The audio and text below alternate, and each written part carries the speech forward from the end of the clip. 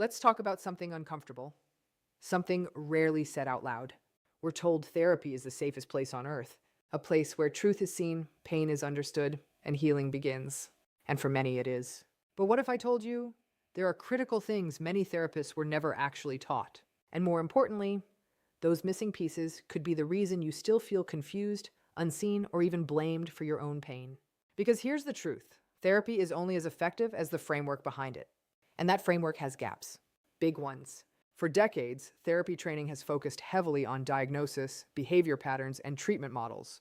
It teaches professionals how to identify anxiety, depression, trauma, but it often fails to deeply prepare them for one of the most damaging human experiences: chronic emotional and psychological abuse.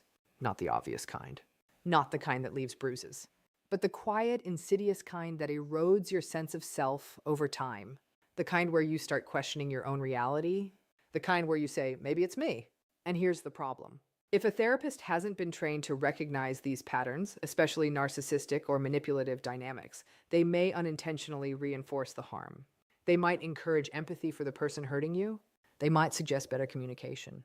They might say, have you tried seeing it from their perspective? And suddenly, you're back in the same cycle. Over-explaining, over-apologizing, over-functioning. This is not healing. This is re-traumatization. Because emotional abuse doesn't respond to compromise. It feeds on it. Another thing often overlooked? Validation. Many therapeutic models are built around problem solving, changing thoughts, reframing beliefs, finding solutions. But when you've been invalidated for years, what you need first is not correction. You need recognition. You need someone to say what happened to you was real. You need your reality anchored again. Without that, techniques feel hollow. Advice feels dismissive. And healing feels out of reach. There's also a dangerous misconception about narcissistic behavior. It's often simplified into labels or stereotypes. But in reality, it's a pattern of emotional unpredictability, control, lack of accountability, and chronic invalidation. And if that complexity isn't fully understood, therapy can become a place where your experiences are minimized. Or worse, misunderstood as mutual conflict. Let me be clear. Not all conflict is equal. And not all relationships are fixable. That's something many people are never told. Because the traditional belief is relationships can be improved with effort, communication, and compromise. But that belief breaks down in the presence of manipulation and emotional harm. And if you don't know that, you may spend years trying to fix something that is quietly breaking you. Now, here's why this matters so deeply to you. Because when you don't have the right language for your experience, you internalize it. You turn confusion into self-blame.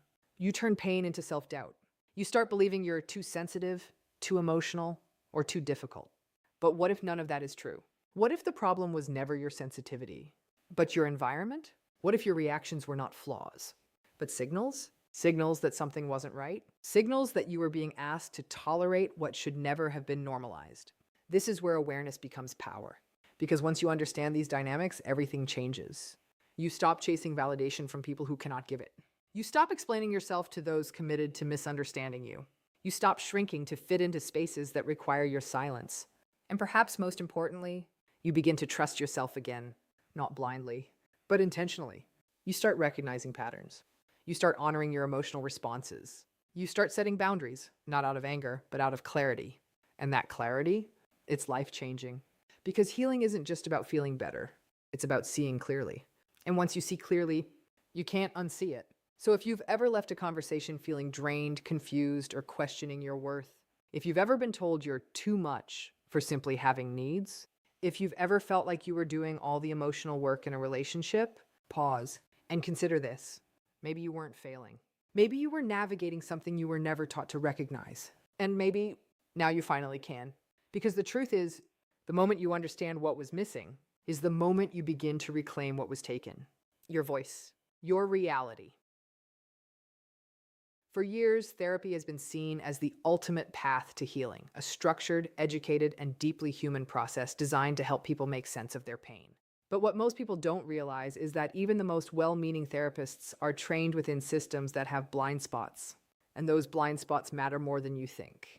Traditional therapy training is heavily rooted in models that prioritize diagnosis, symptom management, and behavioral change.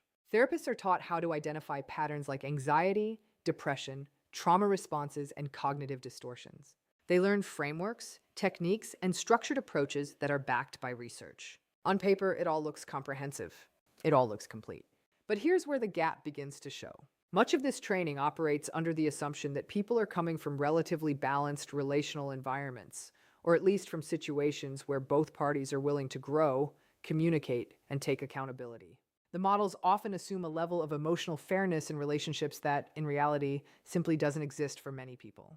What is often missing is a deep, nuanced understanding of toxic relational dynamics, especially those involving manipulation, chronic invalidation, and power imbalance. These are not just communication issues. These are environments that reshape a person's sense of self over time. And when therapists are not specifically trained to recognize these patterns, they may unintentionally apply the wrong tools to the wrong problem.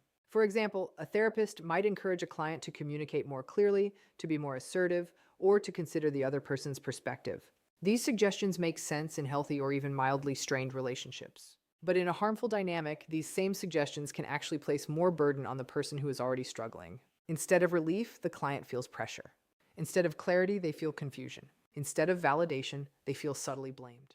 Because now the message becomes, if you just tried harder, this would get better.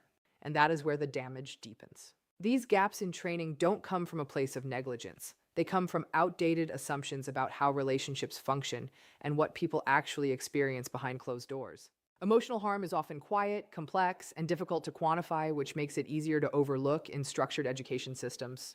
But for the person living through it, it is anything but invisible. It shows up as self-doubt. It shows up as constant second-guessing. It shows up as the exhausting need to explain, justify, and prove your own reality. And when therapy doesn't fully account for these experiences, it can leave people feeling like they are the problem to be solved, rather than the person to be understood. This is why recognizing these hidden gaps is so important. Because once you see them, you begin to understand that your confusion wasn't a personal failure. It was a mismatch between your experience and the framework being used to interpret it. And that realization is the first step toward reclaiming your clarity. One of the most overlooked realities in mental health conversations is how often emotional abuse goes unrecognized, not just by friends or family, but sometimes even within therapeutic spaces. And the reason for this is simple yet deeply concerning. Emotional abuse doesn't look the way people expect it to look. There are no visible bruises, no dramatic scenes that clearly signal something is wrong. Instead, it operates in subtle, confusing patterns, shifts in tone, moments of dismissal, cycles of affection followed by withdrawal, and conversations that leave you feeling disoriented rather than resolved. Because of this, many therapists are trained to interpret relationship struggles through a lens of mutual conflict. They are taught to look at both sides, to encourage understanding, to promote compromise and communication. And in many situations, that approach is helpful. It creates balance, accountability, and growth. But in emotionally harmful dynamics, this approach can completely miss the mark. Because emotional abuse is not about two people equally contributing to a problem. It is about one person consistently undermining, controlling, or invalidating the other, often in ways that are so subtle, they're hard to articulate. And when that pattern is not recognized, something dangerous happens.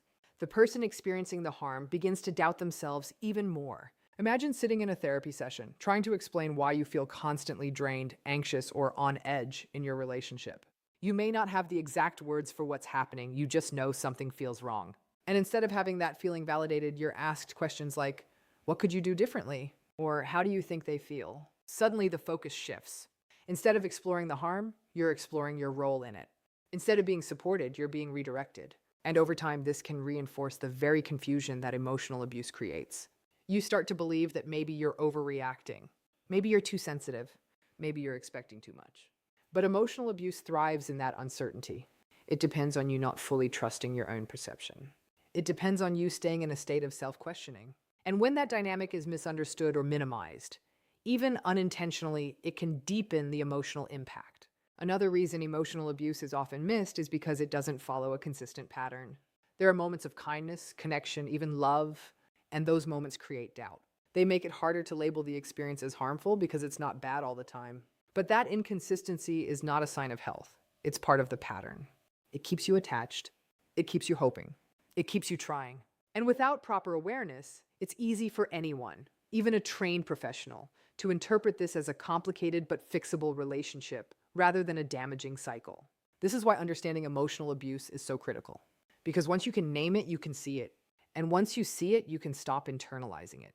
You begin to realize that the exhaustion you feel is not because you're failing, it's because you're navigating something that was never meant to be carried alone. And that shift in understanding can be the difference between staying stuck in confusion and finally beginning to break free. So when you step back and look at all of this together, a powerful truth begins to emerge, one that may feel unsettling at first, but ultimately becomes deeply freeing. Not everything you've been through was properly understood. Not everything you felt was properly validated, and not every system designed to help you was fully equipped to see what you were actually going through. But that does not mean your experience was wrong. It means the lens used to interpret it was incomplete. And that distinction changes everything. Because for so long, many people have carried a quiet, persistent question. Is it me? Am I too sensitive? Too emotional? Too difficult? Too broken? But when you begin to understand the gaps, the things that were never taught, never emphasized, never fully explored, you start to see that the question itself was misplaced. It was never about you being too much. It was about you trying to survive something that was never clearly named. And survival can look messy. It can look like overthinking, over-explaining, over-giving. It can look like holding on too long or questioning yourself too often. But those are not signs of weakness. They are signs of adaptation. Now here's where the shift happens.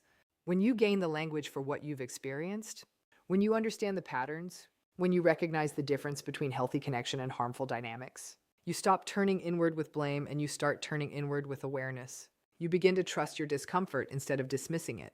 You begin to honor your boundaries instead of negotiating them away. You begin to see that clarity is not cruel and distance is not failure.